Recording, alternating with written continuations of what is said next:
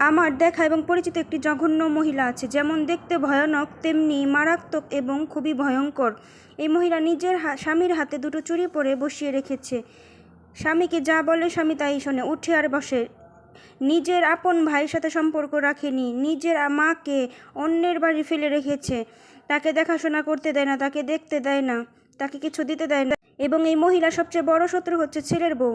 ছেলের বউ কেন তার ছেলেকে নিয়ে একসাথে থাকে, মহিলা কেন তার ছেলেকে আয়ত্তে আনতে পারে না, নিজের কথায় উঠাতে এবং বসাতে পারে না, নাচাতে পারে না। এবং এই মহিলা 101টা মিথ্যা কথা বলে, সারাদিন মিথ্যা কথা বলে, এবং এর ভাষা এত খারাপ, যাকে বলে তার ফ্যামিলি সহ তাকে নিয়ে বলে।